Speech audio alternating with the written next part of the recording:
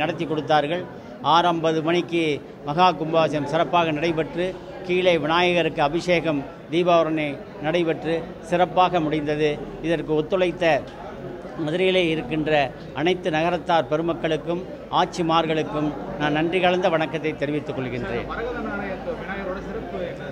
மரகத விநாயகர் 150 ஆண்டுகளாக இந்த இடத்திலே இருக்கிறார்.